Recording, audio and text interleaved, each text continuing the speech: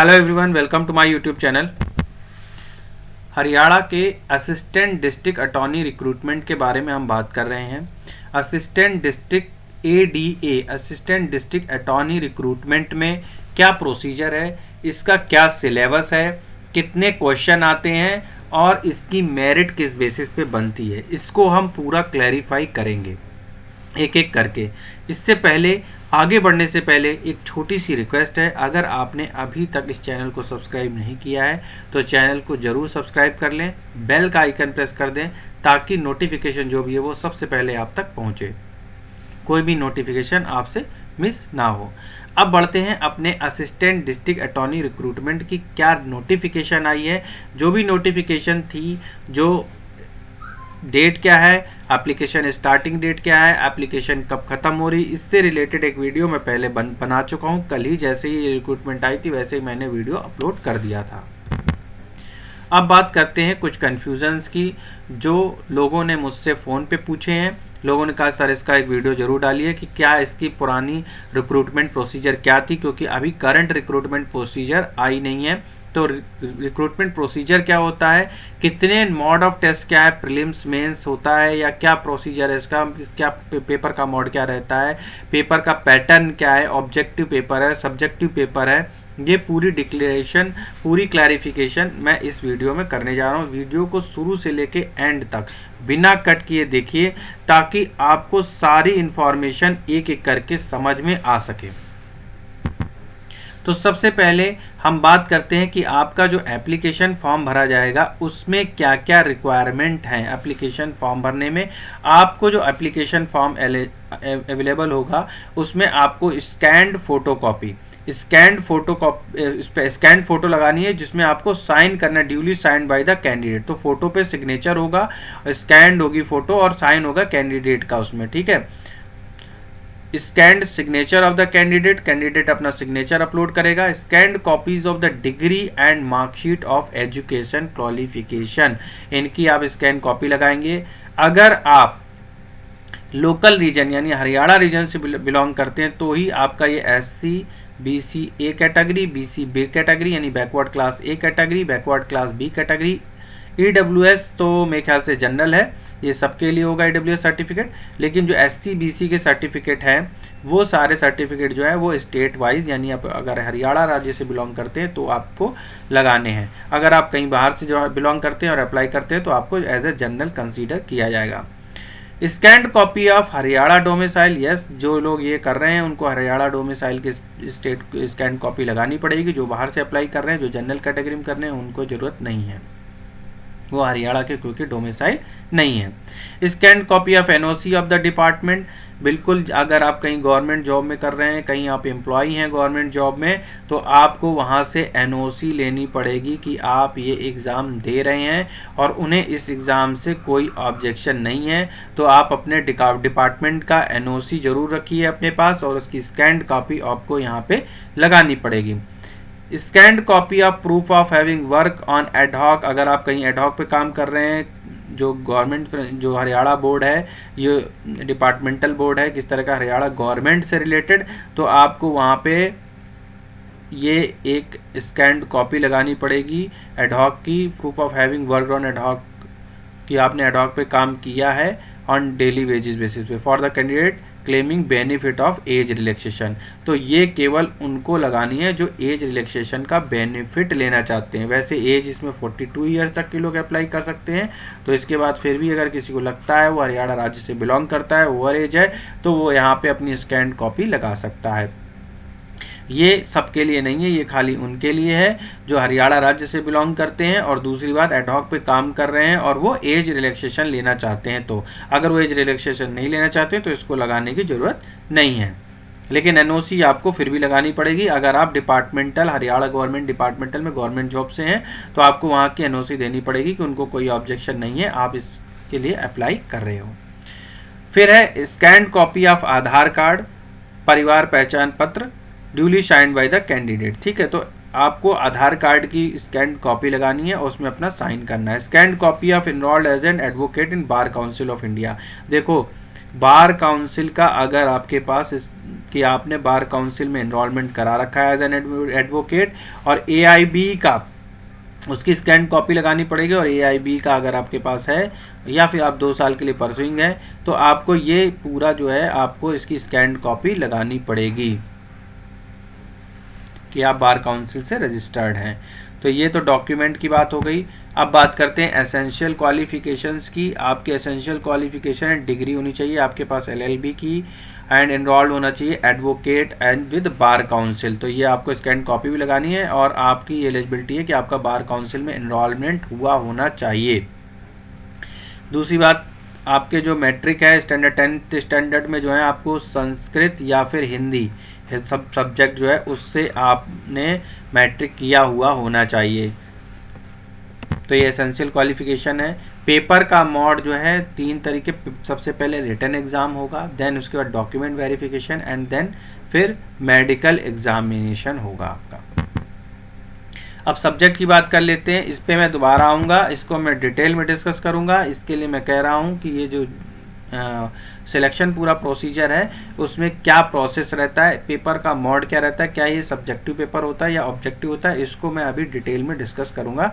इसके बाद subject cover करने के बाद, तो सब्जेक्ट में क्या है, आपके लॉ का सब्जेक्ट रहेगा, जनरल इंग्लिश का सब्जेक्ट रहेगा, और जनरल अवेयरेंस का सब्जेक्ट रहेगा। ये टोटल तीनों मिला के 100 नंबर का आएगा।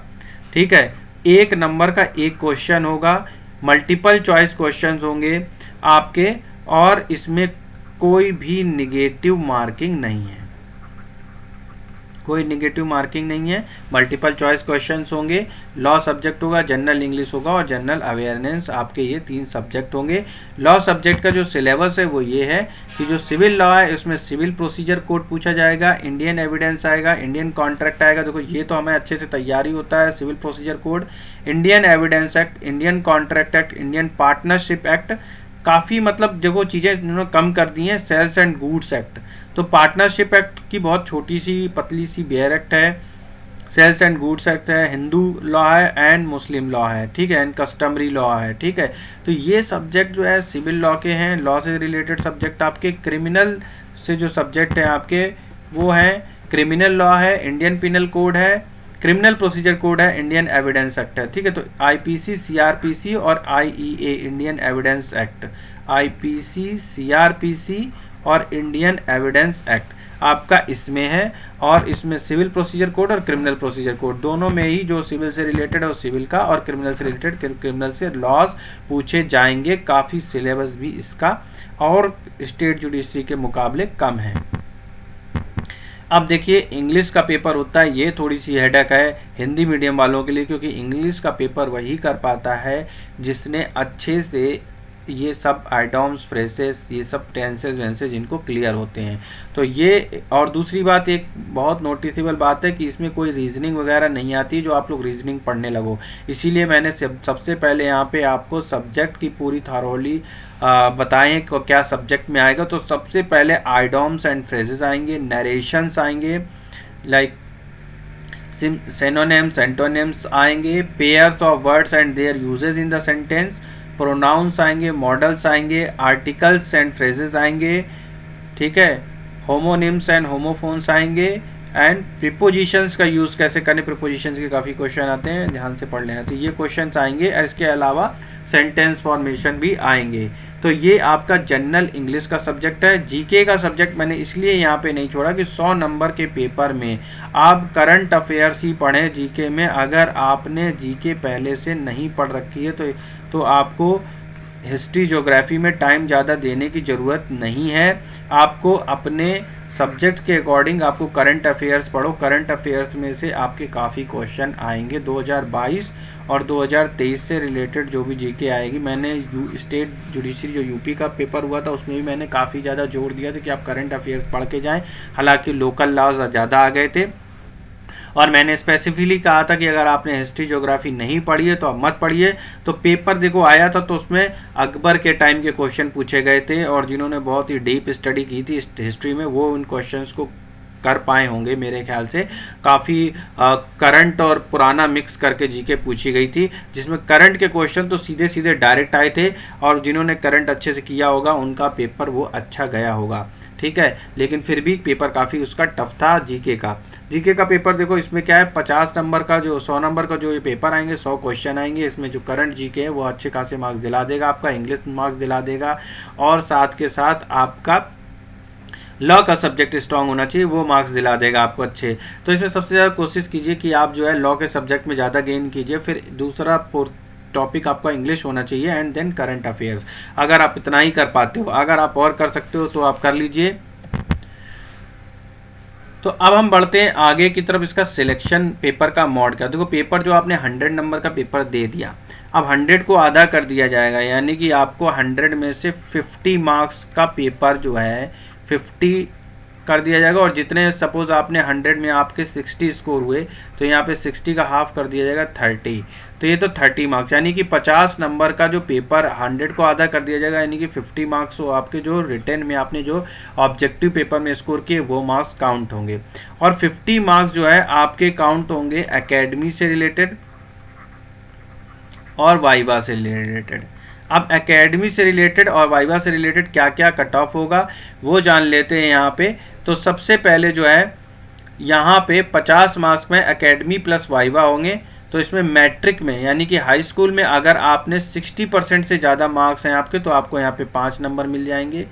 आपके 10+2 में 60 से ज़्यादा परसेंटेज है, तो यहाँ पे आपको बेनिफिट मिलेगा 5 नंबर का। ग्रेजुएशन में भी आपको अगर 60% से ज़्यादा है तो यहाँ पे भी आपको 5 नंबर का बेनिफिट मिलेगा, 5 में पूरे 5 मिलेंगे आपको। कंसिस्टेंसी है, तीनों में फर्स्ट डिवीजन है आपको, तो यहाँ पे आपको 4 नंबर दे दिए जाएंगे, ठीक है। और LLM बिलो 60% कर रखा है आपने तो 2 मार्क्स, और 60% के ऊपर कर रखा है तो ये 3 मार्क्स, और PhD भी कर रखी है तो 5 मार्क्स। तो ये कितने मार्क्स हो गए टोटल? 30 मार्क्स जो हो गए वो एकेडमिक्स के, और 20 मार्क्स आपके जो है वाइवा के जोड़े जाएंगे। इसमें तो 3 नंबर हैं वो अलग से जो है, और इनमें क्राइटेरिया है उसके हिसाब से दिए जाएंगे। जो 27 मार्क्स ऐसे आ जाते हैं, और 3 नंबर और क्राइटेरिया है कुछ उसमें दिए जाएंगे। तो इस तरह से आपका 50 नंबर, तो जिन्होंने फर्स्ट क्लास में मैट्रिक और 10+2 ग्रेजुएशन और कंसिस्टेंसी है उनके फर्स्ट डिवीजन है तीनों सब्जेक्ट में, तो उनको ये 30 नंबर 5, 5, 10, 15 और 4 19 नंबर पूरे मिल जाएंगे। और जिन्होंने LLM भी 60% से ऊपर किया है तो 24 मिल जाएंगे इसके, ठीक है।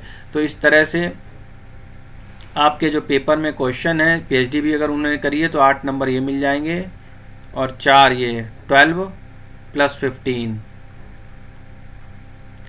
यानी 27 उनको यहाँ मिल जाएंगे। और 20 नंबर वाइवा का है, अगर उन्होंने भी ऑब्जेक्टिव अच्छा किया तो वाइवा में भी अगर उनको एवरेज नंबर मिलते हैं तो उनके सिलेक्शन के चांसेस बहुत ज़्यादा हो जाएंगे। तो ये एक बहुत इम्पॉर्टेंट चीज़ है कि आपको सबसे पहले एनालाइज करना है पुराने पेपर का जो क्राइटेरिया है उसको कैसे एनालाइज कर सकते हैं आप, उसको एनालाइज करना है। तो मैंने पूरा का पूरा जो है क्राइटेरिया आपको समझाने में IAS पूरी ताकत लगा दी है। तो आप जो है अगर इसके एग्ज़ाम में इंटरेस्टेड हैं तो आप एग्ज़ाम के फॉर्म का वेट कीजिए। जैसे ही फॉर्म निकलता है आप फॉर्म डालिए, और फॉर्म डालने के साथ साथ अगर आप तैयारी करना चाहते हैं मेरे साथ तो आप ज़रूर मेरे साथ तैयारी कीजिए। आप अब मुझको जो है अपनी डिटेल दीजिए। हाँ, ये बाकी के जो मैं मार्क्स बता रहा था, इसमें जो 5 मार्क्स से PhD किया, और पब्लिकेशंस जो बाकी 27 नंबर मैंने डिस्कस कर दिए हैं वो, और जो 3 नंबर छूटे हैं उनको भी क्यों छोड़ें, उनको भी डिस्कस कर लेते हैं। अगर आपने कोई रिसर्च या फिर पब्लिश किया है जिसका आपके पास ISBN ISSN नंबर हो तो उसका 1 नंबर मिल जाएगा आपको।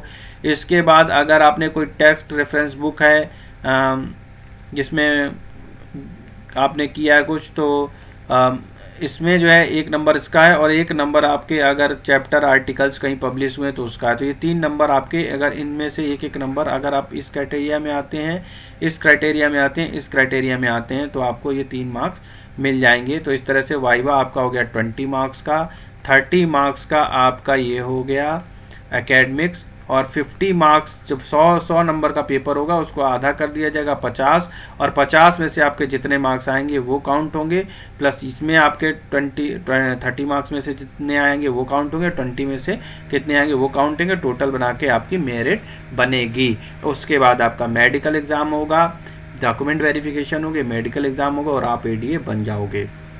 मेरी बेस्ट विशेष सब लोगों के साथ है।